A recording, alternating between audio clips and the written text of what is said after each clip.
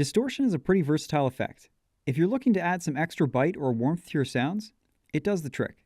I'll be talking about Overdrive, Foldback, Clip, Decimate, and Bitcrush. So stick around if you want to learn what they all do.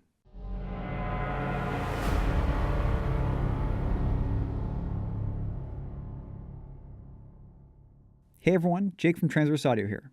If you have no clue what distortion is, that's fine. I'll be walking you through all of the knobs and whatever else might be in the typical distortion plugin. The first thing I want to talk about is the different types of distortion. I think it's the most important part of this effect as it determines how it will make everything sound. Overdrive will simulate overloading the input with gain, making it sound more aggressive or crunchy, like this.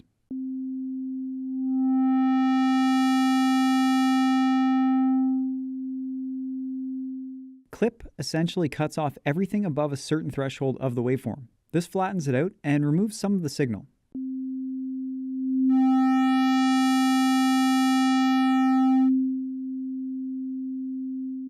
Foldback, on the other hand, usually takes the point where Clip would cut it off and will fold back or flip anything above that threshold.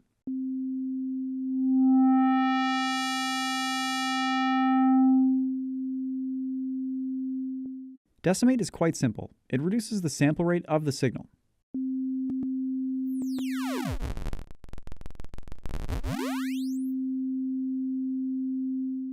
Finally, Bitcrush. This is similar to Decimate as it takes the original sound and usually reduces its resolution and sample rate.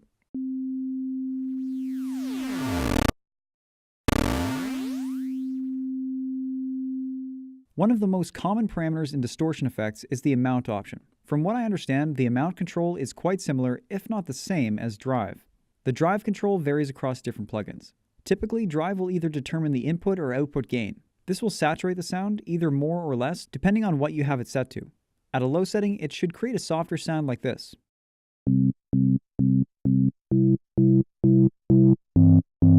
As you turn it up, you'll start to hear a much warmer and fuller sound, adding some harshness like this.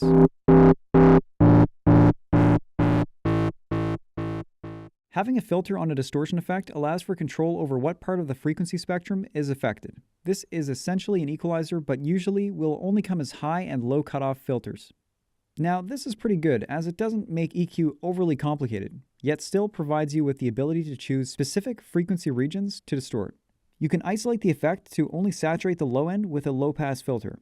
You can also choose where the curve starts to drop off with the frequency control.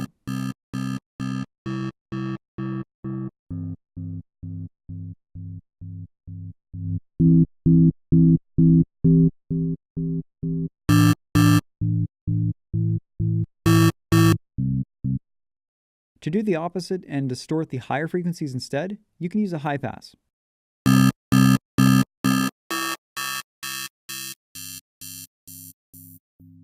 As per usual, the majority of all software effects have a dry and wet knob. In distortion plugins, you'll often find it called mix, which just refers to the mix of the dry, unprocessed sound with the wet, distorted sound. Some will come as two individual controls, while others will be together in one knob or slider. If you liked this tutorial about distortion, subscribe and hit the bell button to stay up to date on future videos. It would also mean a lot to me if you could share this video with someone you think would find this interesting. As always, thanks for watching.